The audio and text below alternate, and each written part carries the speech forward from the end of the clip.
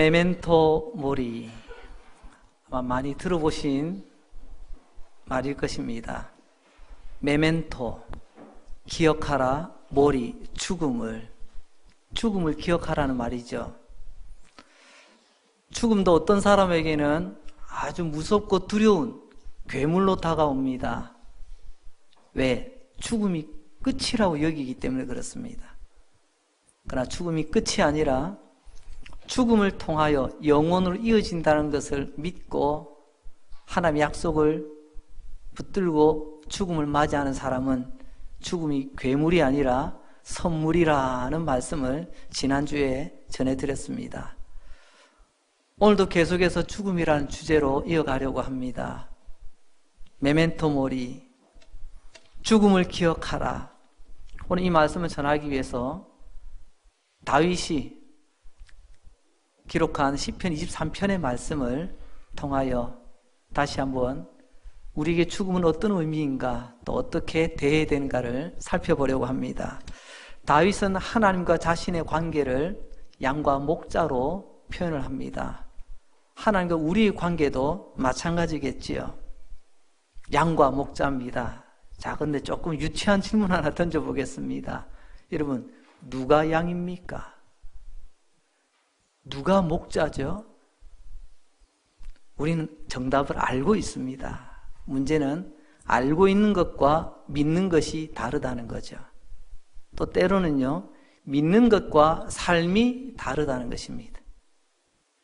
분명히 우리가 양입니다. 하나님이 목자세요.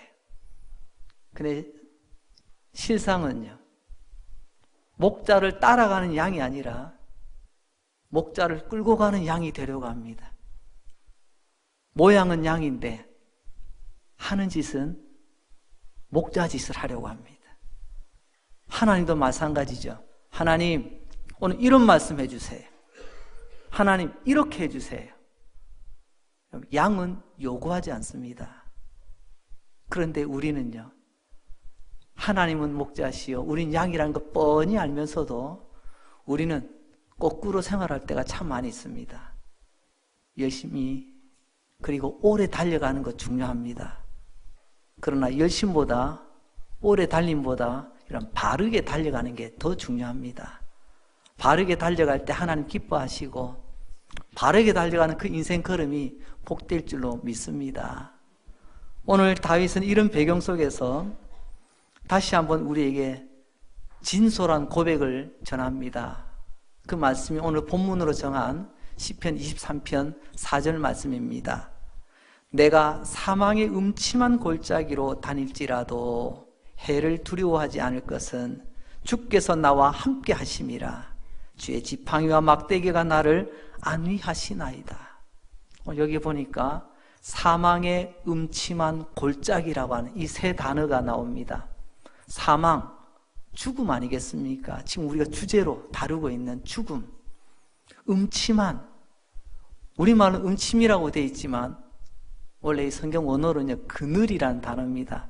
물론 음침한 게 좀 비춰지지 않는 희미한 그늘을 뜻하기도 합니다. 그리고 골짜기, 이 세 가지를 붙여서 이렇게 한번 바꿔봅니다. 죽음의 그늘 골짜기라고 말입니다. 그러면 오늘 이 본문을 줄여서 제가 이렇게 한번 요약을 해봅니다. 죽음의 그늘 골짜기를 내가 지나갈 때 목자 되시는 나의 하나님, 나와 함께 하십니다. 이 고백이에요. 사망의 음침한 골짜기, 바로 이 말 속에는 이런 신앙의 고백이 담겨져 있습니다. 자, 이 말을 이해하기 위해서는 양들의 생활을 조금 이해해 볼 필요가 있습니다.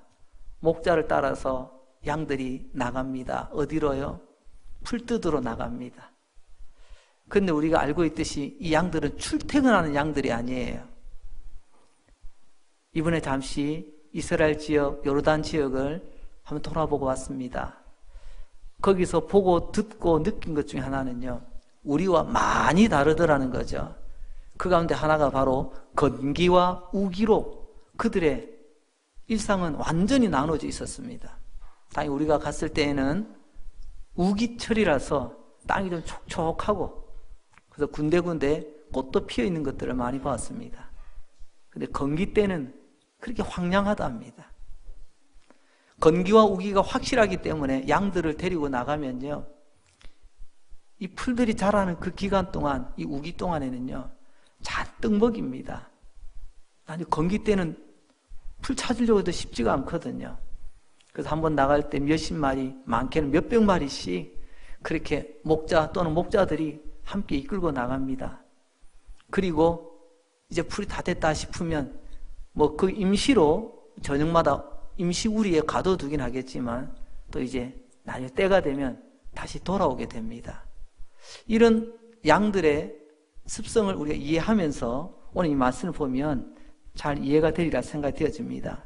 우리가 잘 아는 대로 시편 23편 2절에 보면 그가 나를 푸른 풀밭으로, 그가 나를 쉴만한 물가로 나를 데리고 가세요.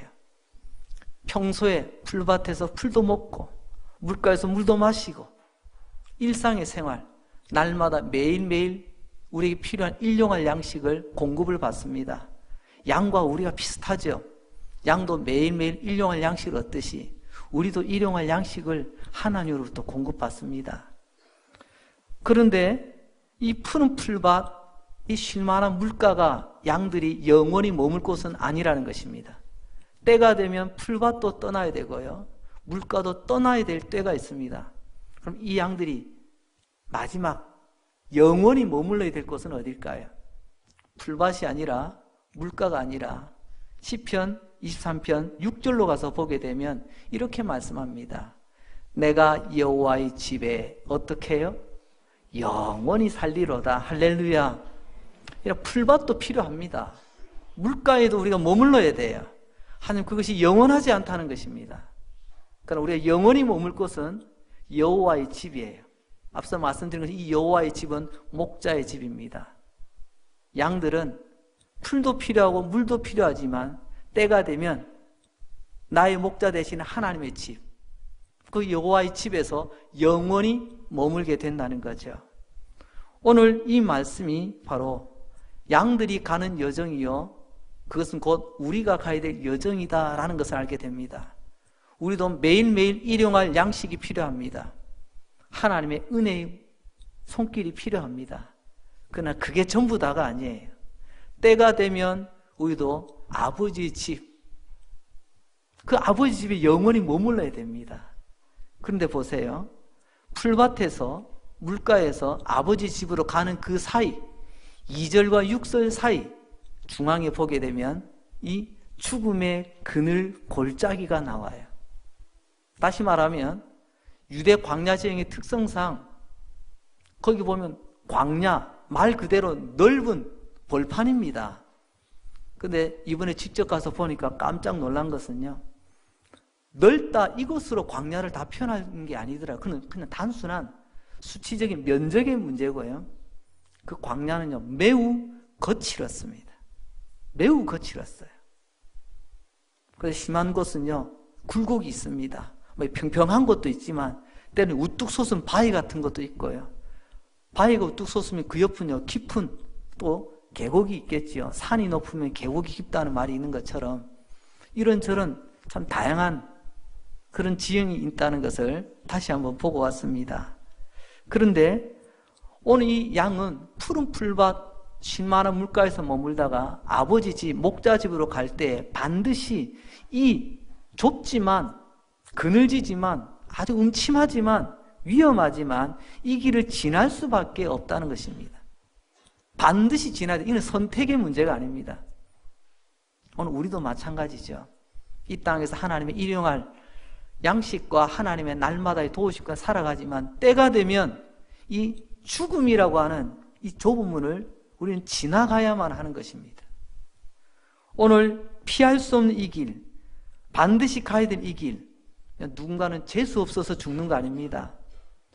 누군가는 확률적으로 그 사람이 죽게 되는 것 아닙니다.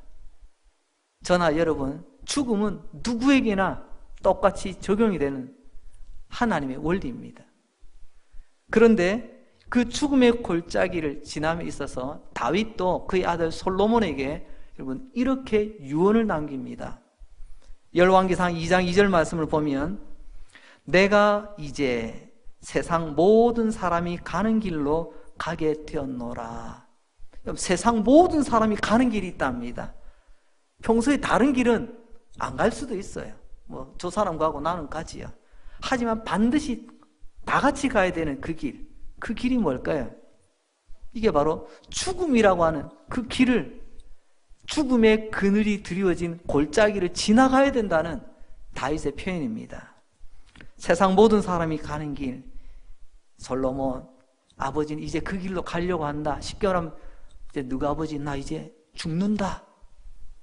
이제 너에게 내가 마지막으로 이런 말을 남긴다.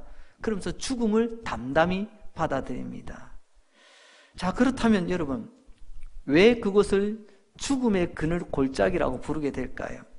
앞서 말씀드린 것처럼 유대 광야 지형 넓지만 굉장히 거칠다고 했습니다. 평평한 데도 있지만 때로는 삐죽삐죽 솟아나 있는 곳도 있습니다. 이번 저희들 성지 답사 여정 가운데 한 번은 단이라는 곳을 갔습니다. 이스라엘 지형 가운데 가장 북쪽 지방을 뜻합니다.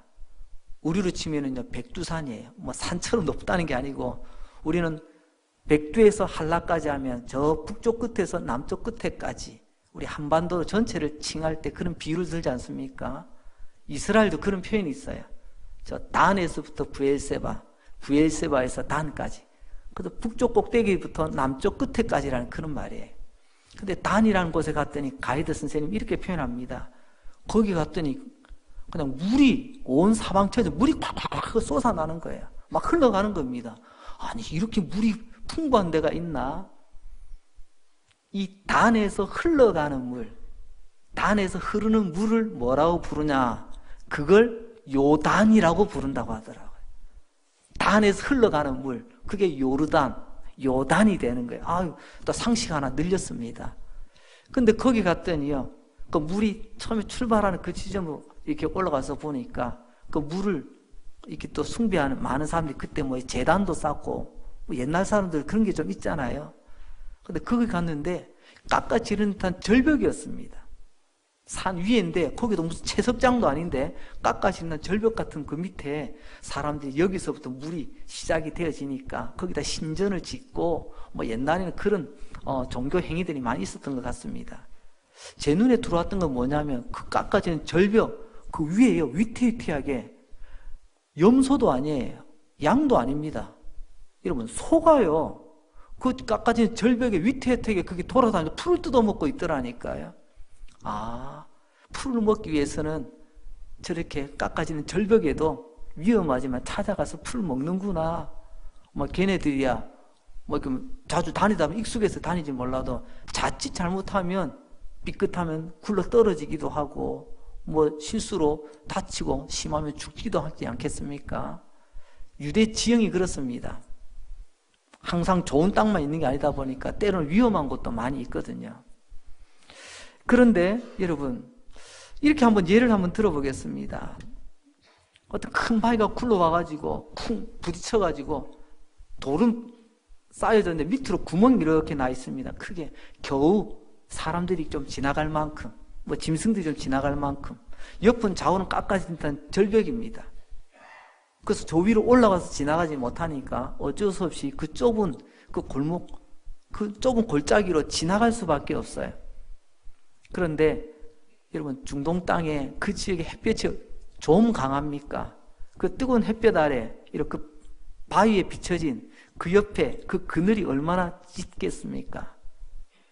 우리도 가끔 운전하다 보면 밝은 데 있다가 터널 속으로 쑥 들어가면 앞이 잘 보이지 않습니다. 그래서 반드시 안전을 위해서 전조등 하이라이트를 켜라 뭐 이렇게 해가지고 운전하라고 그렇게 또 이렇게 안전 교육을 받기도 합니다. 한번 생각을 해보세요. 양들이 목자를 따라 그곳을 지나가기는 가는데 갑자기 어두컴컴합니다.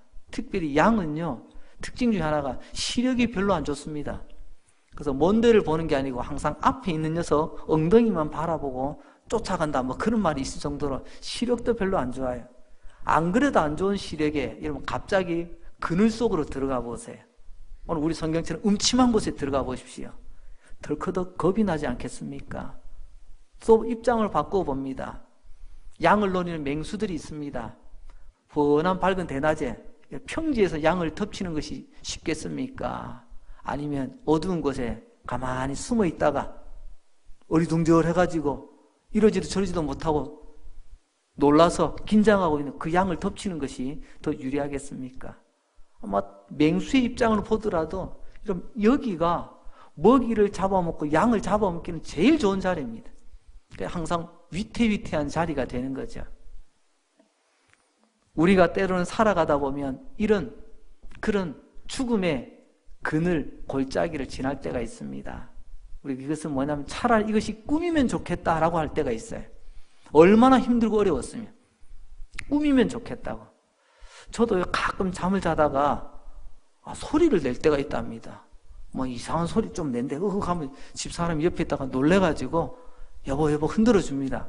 그러면 하면서 그냥 잔대요. 또 자다가 뭔가 악몽을 꾼 것 같아요. 뭔가 꿈에서 벗어나려고.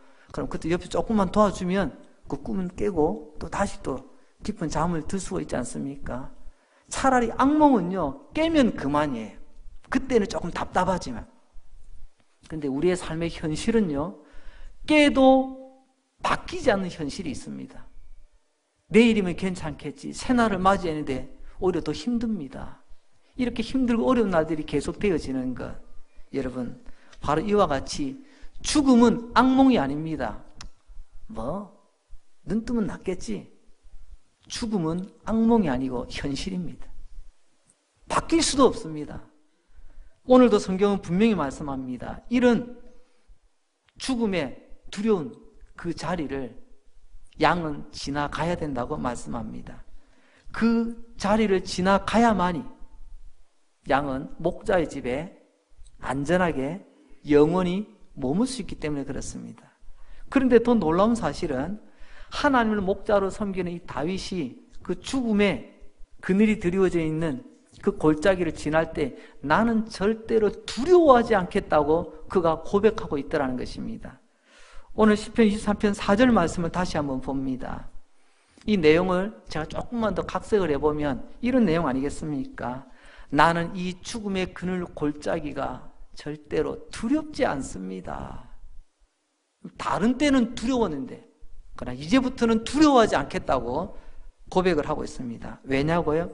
나는요 보험 많이 들어놨거든요.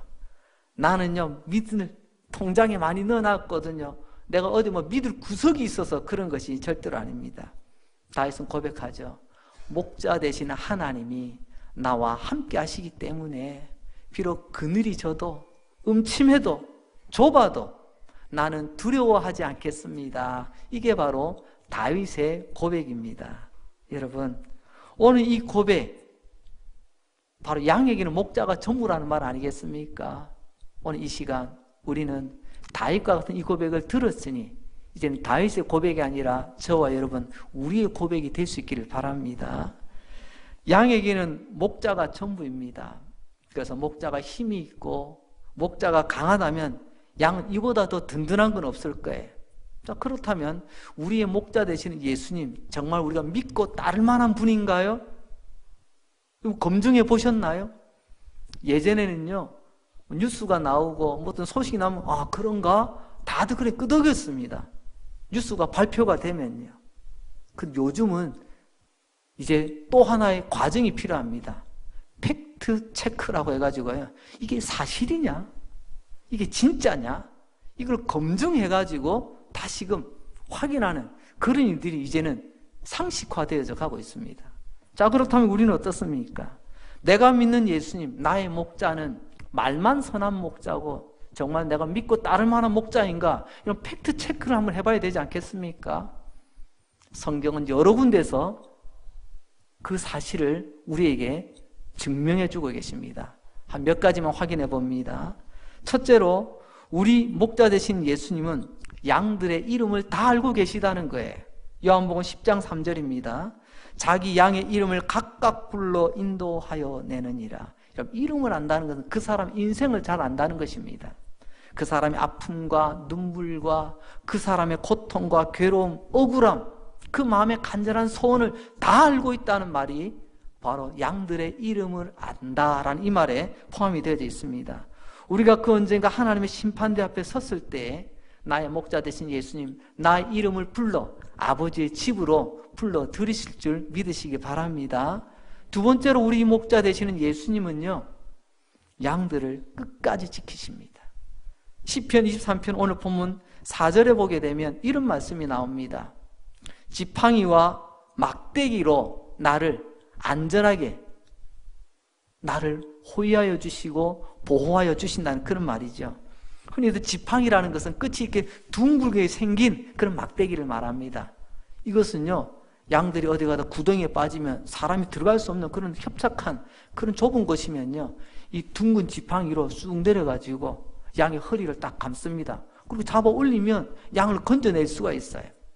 또 막대기는 흔히 말하는 우리 생각할 때 쉽게 말하면 이런 호신봉, 몽둥이로 생각하면 되겠습니다.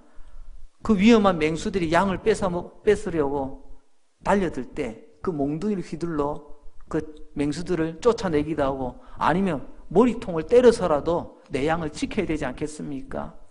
그래서 양을 건져내고 보호하는 지팡이와 그리고 또 맹수들을 쫓아내는 그런 막대기, 그런 몽둥이로 그 양들을 지키신다는 말씀이죠. 여러분, 둥근 지팡이든 뭉툭한 막대기든지 요점은 바로 이겁니다. 목자는 양을 끝까지 지킨다는 거예요. 우리 주님의 사랑하는 사람들을 끝까지 지키실 줄 믿으시기 바랍니다. 이제 세 번째로 우리 목자 되신 예수님은요, 그 양을 너무너무 사랑합니다. 그 사랑이 어디까지 이르느냐? 요한복음 10장 11절 말씀을 보겠습니다. 나는 선한 목자라. 선한 목자는 양을 위하여 목숨을 버리거니와.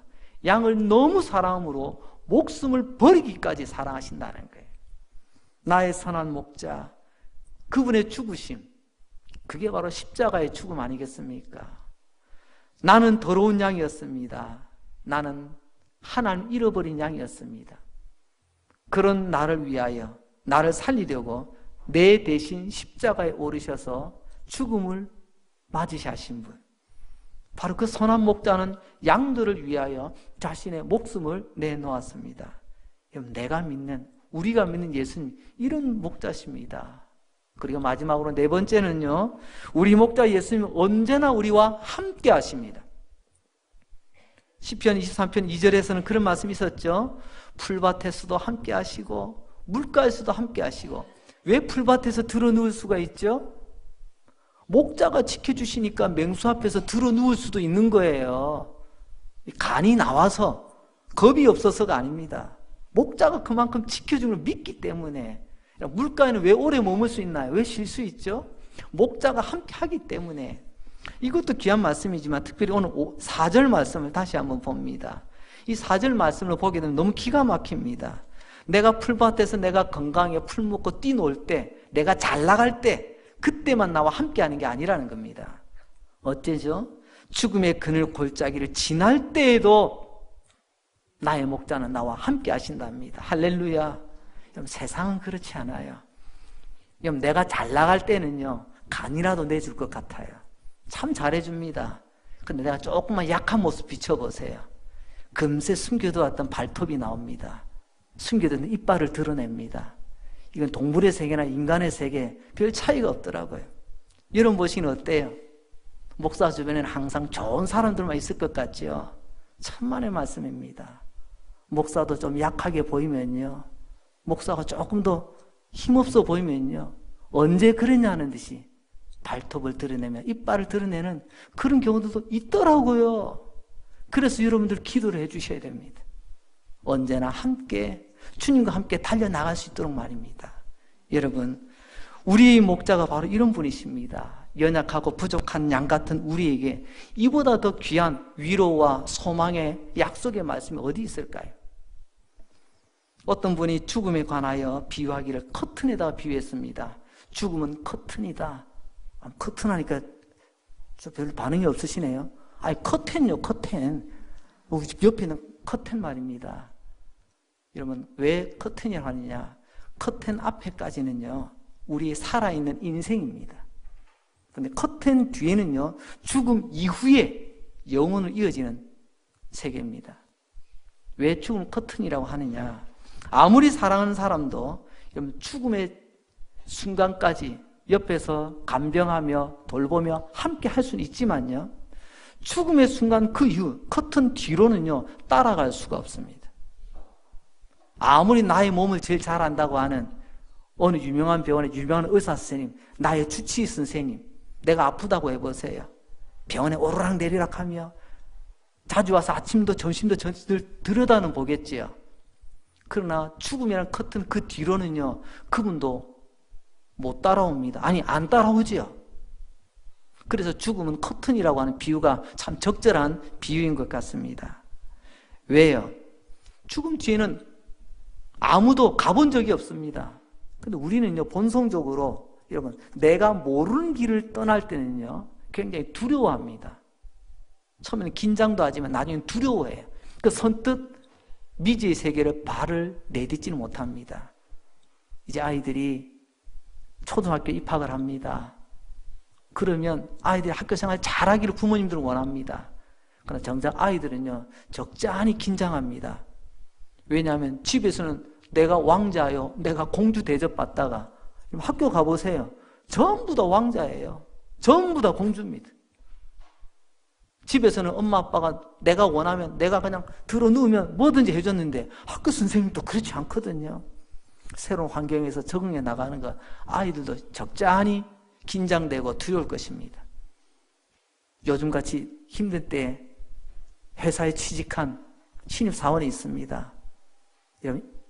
취직하면 첫 발걸음 온 세상을 다 얻은 것 같습니다. 근데 막상 들어가 보니까요, 내가 말단 사원이에요. 내가 말단 사원. 어쨌든 이런 생각도 드는, 내가 이런 일 하려고 이 회사에 왔나? 내가 이런 일 하려고 내가 그렇게 죽도록 공부하며 여기까지 왔나?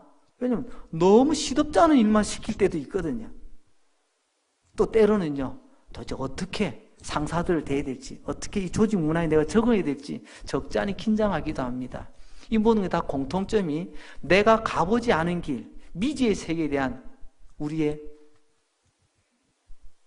두려움이라고 표현할 수가 있을 것 같습니다. 이처럼 한 번도 가보지 못한 그 길에 대한 우리의 두려움. 그러나 오늘 주님께서는 말씀하십니다. 얘야, 죽음이라고 하는 커튼 뒤에 아무도 따라올 수 없지만 그러나 내가 너와 함께 할 거야. 너 걱정하지 마. 내가 너와 함께 할 거야. 저는 이것을 실감한 적이 있습니다. 12여 년 전에 저도 수술 자리에 오른 적이 있습니다. 제가 3번이었어요. 그날 수술 순서 3번. 그래서 가족들이 잠시 늘 밤새도록 간병하며 옆에 같이 있어줬는데 3번이라고 하니 시간이 조금 걸리지 않습니까? 그래서 잠시 조금 숨 좀 돌리기 위해서 또 급한 것도 처리하기 위해서 잠시 자리를 비웠어요. 그래서 조금씩 간호사들이 몇 명 오더니요, 병상 침대를 막 끌고 가는 거예요. 아니, 뭐예요? 했더니 갑자기 1번, 2번 환자가 취소가 됐습니다. 그래서 지금 가족들한테 말도 못하고 그냥 혼자 그냥 이렇게 덜덜덜 이렇게 끌려가는 그 침대에 누워가지고 수술장이라는 데를 들어가 봤습니다. 복도를 지났는데 썰렁하더라고요. 근데 거기는 내 편이 아무도 없어요. 거기서 제가 한번 이런 생각을 가져봤습니다. 이게 바로 아무도 함께하지 않지만 두려운 길로 걸어가는 사람의 마음이겠구나. 짧은 시간이지만 저도 그런 생각을 한번 가져봤습니다. 그럼 수술하는 자리니까 그렇다 치지요. 여러분, 오늘 말씀하고 있는 죽음이라고 하는 그 자리, 혼자 가기도 너무 힘듭니다. 근데 아무도 함께 할 수가 없다는 것이 더 답답합니다. 그런데 우리 주님 뭐라고 말씀하시죠? 주님께서는요, 죽음이라는 이 커튼 뒤 가족도 못 따라와, 너희 주치의도 못 따라와, 친구도 못 따라와. 죄송합니다. 목사인 저도 거기 못 따라갑니다. 여러분들의 장례는 치러줄 수 있지만 죽음이란 그 커튼 뒤로 저는 못 따라가요, 지금은.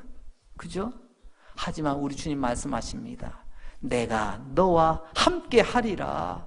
우리 하나님 이렇게 약속해 주십니다.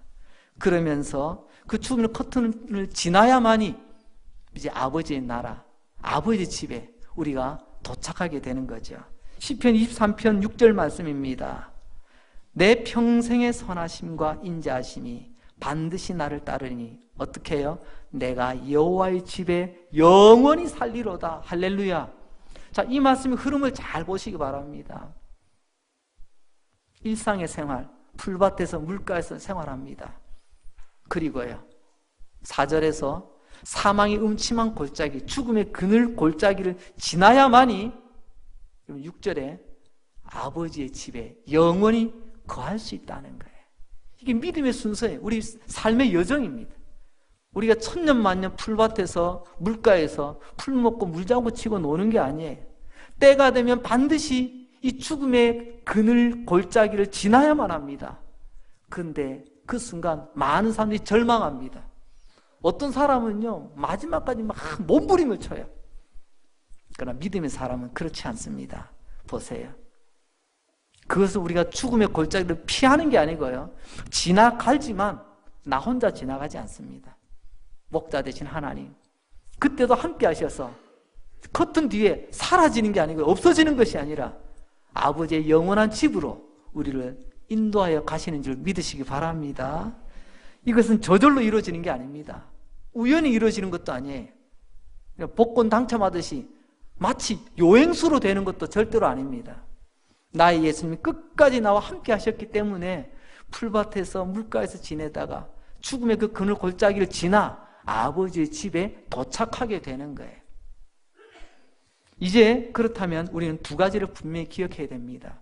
그래서 오늘 말씀 제목을 이렇게 정해보았습니다. 메멘토 모리. 메멘토는 뭐라고요? 기억하라. 무엇을? 죽음을 기억하라. 이건 누구나 많이 아는 사람 이야기예요. 그 옛날 노예들이 외쳤지 않습니까? 장군이여, 오늘 우리를 이겼다고 교만하지 마시오. 당신도 언젠가는 죽을 것이요. 메멘토 모리. 그래서 겸손하게 삶을 늘 돌아보는 그런 지혜로움을 얻었습니다. 그러나 세상은 여기까지예요. 죽음을 기억하는 것. 그러나 우리는 한 걸음 더 나아갑니다. 두 번째, 메멘토 도미니. 도미니가 뭐냐? 이거 주님이라는 뜻이에요. 주님. 그러니까 기억하라. 무엇을? 주님을 기억하라. 이게 메멘토 도민이라는 표현입니다. 여러분, 이 메멘토 도민이라고 하는 이 말을 두 가지로 생각해 볼 수가 있습니다. 그것은 첫 번째로는요, 메멘토 도미니. 내가 죽는 그 순간 거기에 가족도 사랑하는 사람도 그 어떤 누구도 함께 하지 못하지만 내가 죽는 그 순간 거기에 나와 함께 하시는 주님을 기억하라는 거예요. 할렐루야. 바로 이것이 메멘토 도민이에요. 세상은 내가 약할 때 나를 향해 등듭니다. 나를 향해 발톱을 드러냅니다. 그러나 주님은요, 내가 죽음의 골짜기를 지날 때에도 나와 함께 하십니다. 그분을 기억하는 것, 그게 바로 메멘토 도미니가 되겠습니다. 시편 139편 8절로 10절 말씀입니다. 거기 보면 내가 하늘에 올라갈지라도 거기 계시며 수월에 내 자리를 펼지라도 거기 계시나이다. 이러면 수월이라는 말이 조금 생소한 단어입니다. 히브리인들에게 수월은요, 지하 세계를 말합니다. 정확하진 않지만 우리 문화로 조금 적용하자면요, 땅속 무덤이에요. 무덤. 죽은 자가 머무는 것, 죽은 자를 눕히는 것. 쉽게 말하면 이겁니다. 여러분, 옛날에 뭐 순장 문화가 있었다고 하지만 그런 거 빼고요, 내가 아무리 사랑하는 사람이라도 여러분, 그가 죽고 난, 그래서 그를 묻는 무덤 옆자리에 사람이 내가 그 자리에 같이 눕는 사람 있나요? 오늘 주님 말씀합니다. 수월에 내 자리를 펼지라도, 무덤에 내 자리를 펼지라도 여러분 거기에 계시나이다. 누가요? 내 남편, 내 아내 아니에요. 살아계신 주님께서 그곳에서도 나와 함께 하신답니다. 두 번째로 메멘토 도미니 기억해야 될 것은요, 바로 나와 함께 하시는 그 주님은 능력이 있다는 거예요. 여러분, 함께는 하는데 여러분, 힘이 안 되고 짐이 되는 사람이 있습니다.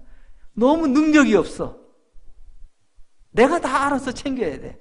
하면 참 고달픈 인생입니다. 나와 함께 하는 것까지는 좋은데 무능하다고 생각해 보세요. 또 대책이 없는 것 아니겠습니까? 그래서 우리 예수님 어떤 분이시죠? 우리 예수님은 우리를 위하여 십자가에 못 박혀 피 흘려 죽으셨어요. 무덤의 자리에 누우셨어요. 그렇지만 3일 만에 여러분 그 죽음의 자리에서 벌떡 일어나셔서 무덤을 박차고 나오셨어요. 죽음을 이기시는 능력이 바로 우리가 함께 하시는 나의 목자 바로 예수님이라는 겁니다. 그 예수님을 기억하라는 거예요. 그 주님을 기억하라는 말씀입니다. 그분은 우리에게 약속하십니다. 너의 죽음의 그 순간 내가 너와 함께 하겠다. 그리고 우리는 입술로 고백했습니다. 여러분, 우리 주님의 부활이 나의 부활이라고 말입니다. 우리가 죽음을 때가 되면 맞이하게 될 겁니다. 목사인 저도 예외는 아니에요. 여러분도 아무도 예외는 아닙니다. 단 시간의 차이만 있을 뿐이죠. 그러나 우리가 믿는 예수님 죽음의 자리에서 부활하셨던 것처럼 주님은 말씀하셨습니다. 우리도 부활하겠노라고. 여러분, 요한복음 10장 28절 말씀을 보게 되면요, 내가 그들에게 영생을 주노니 영원히 멸망하지 아니할 것이요 또 그들을 내 손에서 빼앗을 자가 없느니라. 할렐루야. 이럴 때 할렐루야 안 하면 언제 합니까? 그죠? 우리 주님 당신의 양을 빼앗아갈 자가 아무도 없대요. 심지어 죽음이라도 빼앗아갈 수가 없다는 거예요. 왜요? 능력의 주님이 우리를 지키시고 능력의 주님이 우리를 보호해 주시니까. 이제 말씀을 맺고자 합니다. 오늘 시편 23편 마지막 6절에 보게 되면요, 내가 평생의 선하심과 인자하심이 반드시 나를 따르리니 내가 여호와의 집에 영원히 살리로다. 이 말을 조금 다시 바꾸자면 이겁니다. 하늘 아버지 집으로, 고향집으로 나는 성공적으로 돌아가게 되리라. 어떻게 해요? 주님이 나와 함께 하시니까. 풀밭에서도 함께 하셨습니다. 우리 일상에서도 함께 하십니다. 그리고요, 죽음의 그늘 골짜기를 지날 때에도 우리 주님 함께 하시는 줄 믿으시기 바랍니다. 그래야만 이후에 아버지의 집에서 영원히 우리가 거하게 되는 것입니다. 메멘토 모리, 당신에게 죽음이 있다는 것을 꼭 기억하시기 바랍니다. 두 번째, 메멘토 도미니, 죽음의 그 자리, 그 순간에도 나와 함께 하신 주님이 계시다는 것을 믿으시기 바랍니다. 그분의 능력으로 주님 당신만 부활하신 것이 아니라 우리를 부활하실 뿐만 아니라 부활한 우리와 하나님 아버지의 집에서 영원토록 함께 하시도록 우리를 인도하신다는 것입니다. 나를 위하여 십자가에 대신 죽으신 주님, 그 주님께서 죽음의 골짜기에서 함께 하시고 영원한 아버지 집으로 반드시 우리를 데리고 가시는 그 주님, 주님과 함께 또 한 주간 죽음을 두려워하지 마시고 죽음 향해 당당하게 믿음으로 외치며 승리하시는 저와 여러분 될 수 있기를 주의 이름으로 축원합니다. 기도드립니다. 하나님 아버지 감사합니다. 오늘도 우리에게 호흡 주셔서 생명 주시고 주님 앞에 나와 예배 드릴 수 있는 건강도 주시고 말씀 들을 수 있는 귀도 주시고 들을 때마다 깨닫는 은혜 더하여 주시니 감사합니다. 죽음이라고 하는 이 주제가 참 무거운 주제지만 불편한 주제이지만 그러나 오늘 성령님께서 위대한 희망, 위대한 소망의 말씀으로 들려주신 줄 믿고 감사를 드립니다. 사망 권세 이기시고 나를 위하여 생명까지 십자가에서 내주신 나의 목자 되신 예수님, 죽음의 그 그늘 골짜기 거기에서도 나와 함께 하신다는 것, 오늘 이 말씀 내 영혼에 울려주시고 이 말씀 붙들고 참으로 힘들고 어려운 날들이지만 그러나 주님께서 끝까지 함께 하심을 믿고 찬송가 부르며 할렐루야 외치며 춤추며 노래하며 달려갈 수 있는 복된 주의 백성들 다 되게 하여 주시옵소서. 사랑 주의 백성들의 삶 가운데 닫혀진 문들 열어주시길 원합니다. 축복의 문 열어주시기 원합니다. 우리 자녀들에게 지혜의 문을 열어주시고 사랑 성도들의 사업장에 형통한 문을 열어주시고 또 가정을 이룬 가정들마다 핀양 가정들 태의 문도 열어주시고 우리 성도들 삶에 열어야 될 문들 주님께서 살피시고 열어주셔서 저들의 삶이 날마다 복되게 하여 주시옵소서. 또 한 주간 아니 주님 부르시는 그날까지 이런 우리 주님 함께 하심을 믿고 메멘토 모리 죽음을 기억하며 메멘토 도미니 주님이 나와 함께 하신 것을 늘 기억하며 멋지게 살아가는 우리 강릉 제1의 자랑스러운 성도들 되게 하여 주옵소서. 예수님 이름으로 기도합니다. 아멘.